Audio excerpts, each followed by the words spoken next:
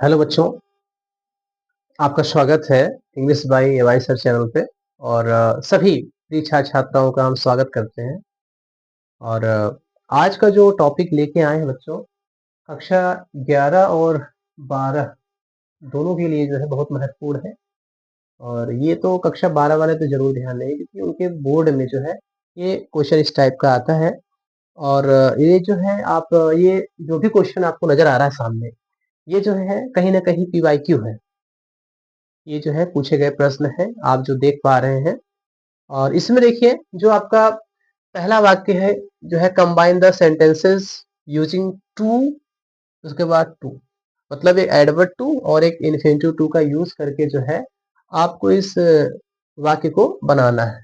ठीक है, तो देखिए, he was very weak, he was very weak दिया गया है, full stop, he could not walk.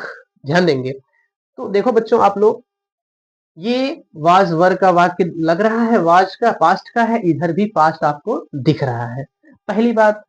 और दूसरी बात ये बताएं आपको कि जो इस वाक्य का करता है ही, वही इस वाक्य का भी करता है ही। ठीक है, तो दोनों वाक्य में आप ही देख पा रहे हैं, दोनों वाक्य में वही है। मतलब कमजोर होने की भी बात उसी को बताई गई है और न चलने की भी बात उसी को बताई गई है। तो आप देखें, इसमें जो है आप टू और टू का यूज करें। देखिए, इसमें आपका हो जाएगा ही वाज, यहाँ आप टू का यूज करेंगे, वेरी हट जाएगा। ठीक है, उसके बाद वीक है, आप वीक देख रहे हैं, तो आपका जो है वीक हो जाएगा। ठीक है, आपका जो है ही वाज टू वीक।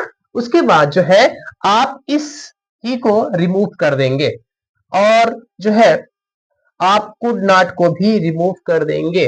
ठीक, क्योंकि ये जो आपका टू होता है, टी डबल ओ टू, ये आपका पॉजिटिव और निगेटिव दोनों का सेंस भाव देता है, इसलिए ऐसा करेंगे। देखिए, he was too weak to walk हो जाएगा बच्चों। ठीक है, इसका मतलब ये हुआ ही वॉज टू वीक, वह बहुत कमजोर था।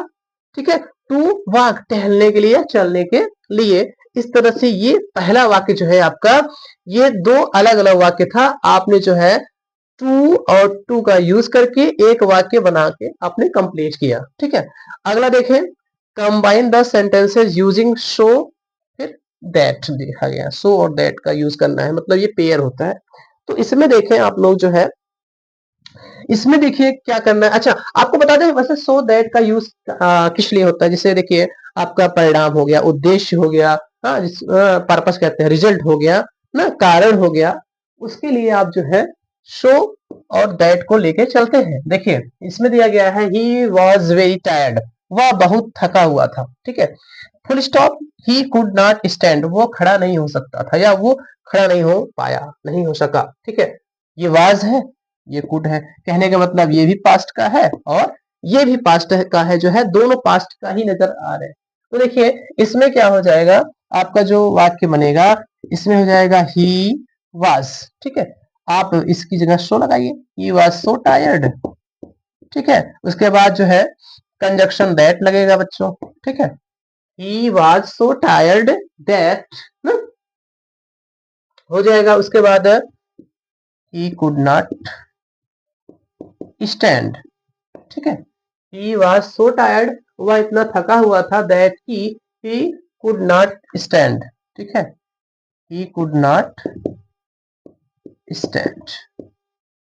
ठीक है, अगला है कंबाइन द सेंटेंसेस। ठीक है, कंबाइन द सेंटेंसेस, उसमें कह रहा है कि जो है ये, ठीक है, combine the sentences using not only but also. पूरे 3 क्वेश्चन है, तो इसमें देखें आप, इसमें कह रहा है कि नॉट ओनली बट आल्सो का यूज करना है। देखिए, नॉट ओनली बट आल्सो का यूज आप तब करते हैं जब एक ही व्यक्ति हो, उसके दो अलग अलग गुण के बारे में, दो अलग अलग चीजों के बारे में, उसी के बारे में, व्यक्ति वस्तु के बारे में ही बताई जाए। आप तो वहां जो है बोथ एंड लाते हैं, नॉट ओनली बट आल्सो का यूज करते हैं। हाँ, तो देखिए, जैसे है ही इज ऑनेस्ट, वह ईमानदार है, ही इज ऑनेस्ट, वह ईमानदार है। ही इज हार्ड वर्किंग, वह जो है मेहनती है, कठिन परिश्रम करने वाला है। ठीक है, तो ही इज ऑनेस्ट, ही के बारे में बताया गया वो कैसा है, ईमानदार है। उसके बाद कहा गया ही इज हार्ड वर्किंग, वह जो है मेहनती है, वह कठिन परिश्रम करने वाला है। तो इसमें जो है आप करेंगे, देखिए ही इज नॉट, ठीक है। जो नॉट होता है बच्चों आपका जो है लिंकिंग वर्ब हो गया, हेल्पिंग वर्ब हो गया, उनके बाद ही देखने को मिलता है। तो ही इज नॉट ओनली, ठीक है, ही इज नॉट ओनली, उसके बाद क्या नहीं है वो, ऑनेस्ट, मतलब he is not only honest, वह केवल ईमानदार ही नहीं है। तो यह जो है उसके बाद बट आल्सो आपका हो जाएगा hard working, but also hard working, ठीक है, फुल स्टॉप दे देंगे। तो इस तरह से इसका अर्थ क्या हो गया, he is not only honest, वह केवल ईमानदार ही नहीं है, बट आल्सो हार्ड वर्किंग ना। इसके अलावा जो है क्या बताया गया, he is not only honest, वह केवल ईमानदार ही नहीं है बल्कि जो है वह मेहनती भी है, कठिन परिश्रम करने वाला भी है, ठीक है। तो इस तरह से ये जो है आपके जो है वाक्य तैयार हुए, और उम्मीद करते हैं जो है हमारे बताए गए नियम को आप फॉलो करेंगे, समझेंगे, और शायद है कि आपको ये नियम जान करके बहुत ही ज्यादा संतुष्टि मिलेगी। जो आपका ट्रांसफॉर्मेशन है, सिंथेसिस है, उसमें आपको काफी मदद मिलेगी, ये जो आप टॉपिक देख पा रहे हैं, ठीक है। तो यही उम्मीद है कि बच्चों सभी प्रिय छात्राओं से यही कहना चाहते हैं कि आप अपना ऐसे ही प्यार सपोर्ट कायम रखें, बनाए रखें हमारे YouTube चैनल पे, और ज़्यादा से ज़्यादा हमारे चैनल को लाइक, शेयर, सब्सक्राइब और कमेंट जारी रखें। बस आज की क्लास यहीं प्यारे बच्चों हम समाप्त करते हैं।